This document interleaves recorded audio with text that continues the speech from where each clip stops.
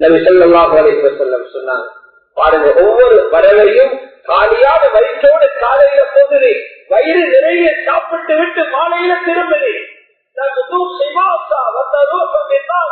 உங்களோட நம்பிக்கையும் சீராக இருந்தா நீங்க பறவையை போல காலையில போறீங்க. ஆனா உங்களோட குறைபாடு உங்களோட நம்பிக்கை சீராக.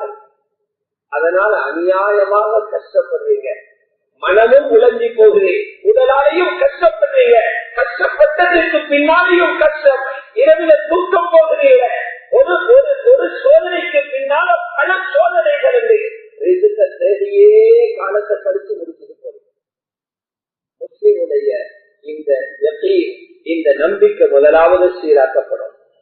இஸ்லாம் ஒரு வியாபாரியார் உலகத்தில் பரவ வேண்டுமாக இருந்தால் பஜாருக்கு போகிற ஒருவரினால ஹிதாயத்துடைய காற்று வீச வேண்டுமாக இருந்தால் இந்த நம்பிக்கையோட பஜாருக்கு போகும்.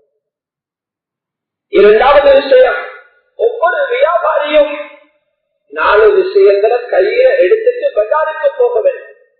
4 விடயங்கள். அதுல முதலாவது உண்மை, இரண்டாவது அமானிதம், மூன்றாவது நல்ல குணம். 4வது விஷயத்தை ஆரம்பத்திலே சொன்னேன், அவருடைய நம்பிக்கை சீராக வேண்டும். முதலாவது உண்மை, இரண்டாவது அமானிதம், மூன்றாவது நல்ல குணம். இந்த மூன்றையும் ஒவ்வொருவர்களும் பஜாருக்கு கொண்டு செல்வார்கள் என்றால் இந்த பஜார் போதும் தீன் பரவ. பஜார் போதும் தீன் பரவ. இஸ்லாத்தை ஒரு சாதாரண மனிதன் எழுத வாசிக்க தெரியாதவரும் ஒரு முஸ்லிமை பார்த்து இஸ்லாத்தை விளங்கிக் கொள்வார். முன்னைய காலங்களில் ஒரு வியாபாரிய ஒரு கிராமமே இஸ்லாத்துக்கு வந்திருக்கிறேன், ஒரு வியாபார கூட்டத்தினால் ஒரு நாடு இஸ்லாத்துக்கு வந்திருக்கிறேன். நிறைய சரித்திரங்கள் இருக்கிறேன். அவர்களுக்கு எங்களோட குர்ஆனை தெரியாது, எங்களோட ரசூலுல்லாஹ்வை தெரியாது. முஸ்லிம்கள் காட்டிய நல்ல தன்மையினால நீங்க எங்கிருந்து படிச்சீங்கன்னு தேடினாங்க. இந்த தீன் அவர்களுக்கு கிடைக்கப்பட்டுச்சு. அதனால நபி அலைஹிஸ்ஸலாத்து வஸ்ஸலாம் சொன்னாங்க, வியாபாரிகளிடத்துல வலியுறுத்தி 2 விஷயங்களை சொன்னாங்க. உங்களுக்கு 2 தன்மையை உண்டாக்குங்க. பிசினஸ் படிக்கிறது எல்லாம் நரகத்திலிருந்து பாதுகாக்காது. அது மேலதிக குவாலிபிகேஷன். நீங்க பிசினஸ் படிச்சிருக்கிறீங்க, நல்ல வியாபாரம் போடுறீங்க, நல்லா செலக்ஷன் பண்றீங்க, இது மேலதிகமான விஷயம்.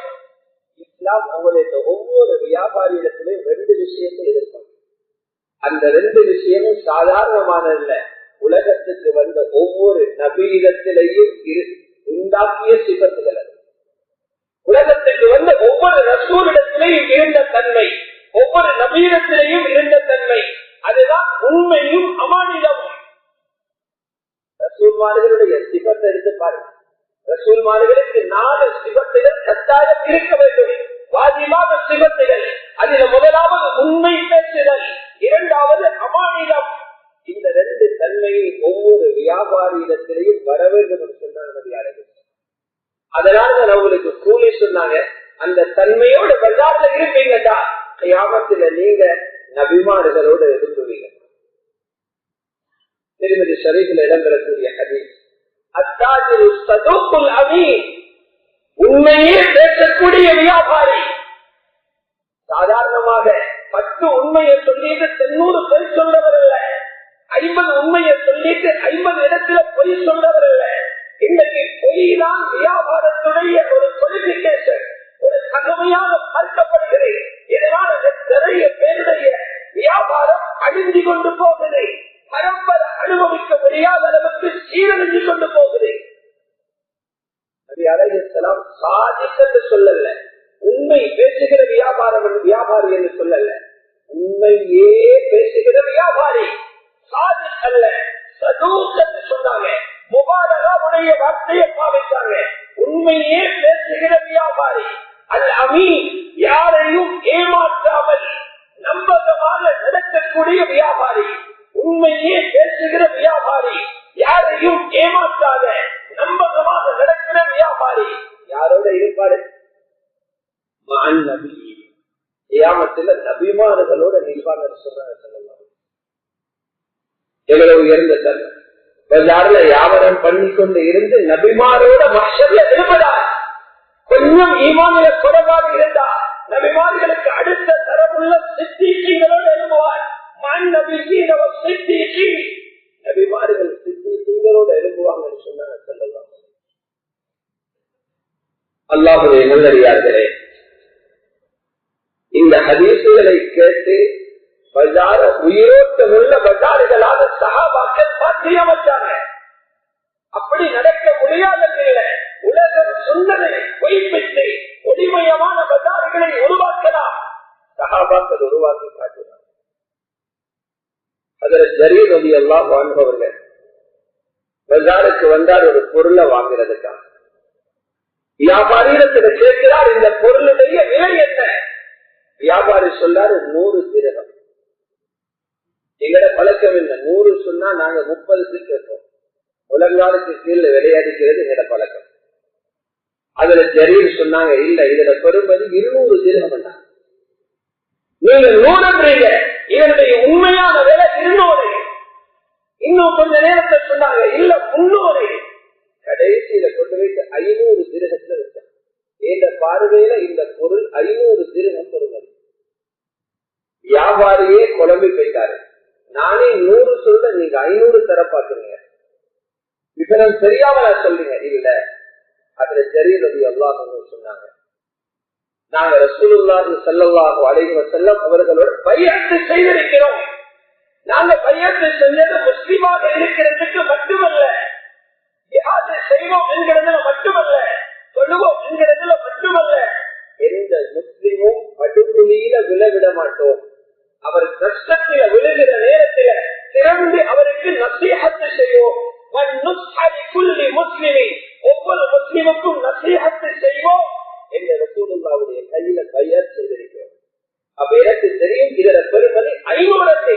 அதை மறைச்சிட்டுனா அந்த பைஅத்துக்கு மாற்றமாகி 500 திரகம் கொடுத்து வாங்கிட்டு போறோம். புகாரி ஷரீஃப்ல கிதாபுல் புயூல இருக்குது. பார்க்க ஆச்சரியம். 2 சஹாபாக்கள் வாகன வியாபாரம் செஞ்சாங்க. அவங்களோட வாகனம் இந்த கார் வாகனம் அல்ல, ஒட்டகம், குதிரை, கழுதை, இதுதான் அவங்களோட வாகனம். பொருள்களை வாங்குற நேரம் நல்லது வாங்குறது போல தெரியாமல் மோசமான பொருள்களும் வாரது உண்டு. அதை யாரும் விற்பனை செய்ய மாட்டாங்க. இவங்க ஒட்டகம் வாங்கினாங்க, ஒரு அழகான ஒட்டகம், பார்க்கிறதுக்கு அழகு. ஆனா அந்த ஒட்டகத்துக்குள்ள ஒரு குறைபாடு இருக்கு. வாகனங்கள் குறை இருக்கிறது போல ஒட்டகத்தில் பல குறைகள் உள்ள ஒட்டகங்கள் இருக்குது. அந்த ஒட்டகத்தில் உள்ள குறை என்னவென்றால் எவ்வளவு தண்ணி குடித்தாலும் தாகம் போறது. இந்த வாகனம் இருக்குது, எவ்வளவுதான் பெட்ரோல் அடித்தாலும் போதும்.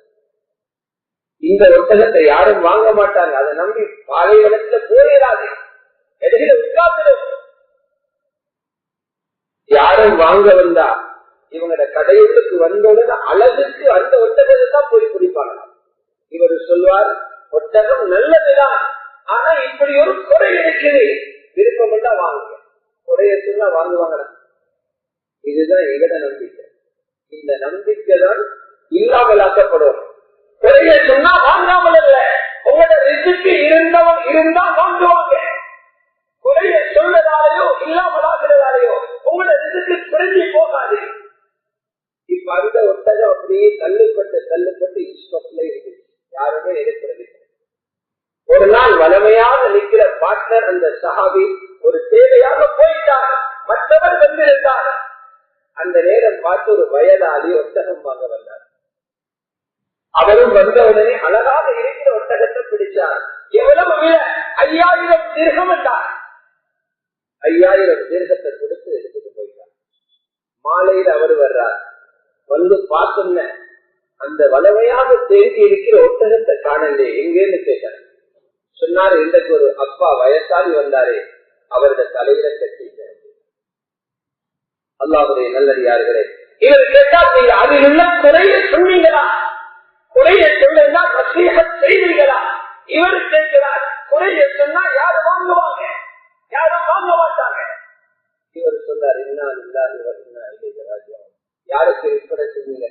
அடையாளங்களை கேட்டு விலகி கொண்டார். அதற்கு அப்துல்லாஹ் இப்னு உமர் ரலியல்லாஹு அன்ஹு அவர் குறிப்பிட்டிருக்கிறார். 5000 காசையும் எடுத்துக்கொண்டு மஸ்ஜிதுக்கு போறாங்க. அப்துல்லாஹ் இப்னு உமர் ரலியல்லாஹு அன்ஹு அவங்களை சந்தித்து 5000 காசையும் விடுங்க, எங்களை மன்னிச்சுக்கோங்க, இந்த வியாபாரம் முறையாக நடக்கல, இதுல எப்படி ஒரு குறை இருக்குது என்கிற சகோதரர் அதை சொல்லாம இருந்திருக்கிறார். அதற்கு ஆரம்பத்துல காசை வாங்கிட்டும் பின்னால சொன்னாங்க, நான் மனதால விரும்பி இந்த ஒட்டகத்தை எடுத்துட்டேன், நான் குறையை பொருந்திக் கொள்றேன், நீங்க காசை எடுத்துக்கொண்டு போவேன். சஹாபி சொல்றாரு, ஹலாலாக வர இருந்த 5000, இந்த 5000 கிடைக்கவே இருந்துச்சு. 5000 திர்ஹம் கொஞ்சம் அவசரப்பட்டீங்க, அது ஹராமாக வர பார்த்து அல்லாஹ் பாதுகாத்தார். இப்படி ஒவ்வொருவர்களுடைய பஜார்ல இந்த அசலாசியா வெளிப்பட்டா எப்படி இருக்கும்? இதுக்கு பெயர் அமானத், இதுக்கு பெயர் சிதக். உண்மை பேசுகிற வியாபாரிகள், ஒளிவு மறைவில்லாமல் தெளிவாக பேசுகிற வியாபாரிகள், இந்த கொள்கையை ஒவ்வொரு வியாபாரியும் கடைபிடித்தால் பஜாரே வெற்றி தெரியும். இந்த முஸ்லிமை நம்பி பல பேரும் அனைத்திறந்து வந்துடுவாங்க. அவருடைய இஸ்லாம் ஜொலிக்கும், அவருடைய இஸ்லாம் ஒளிமயமாகும்.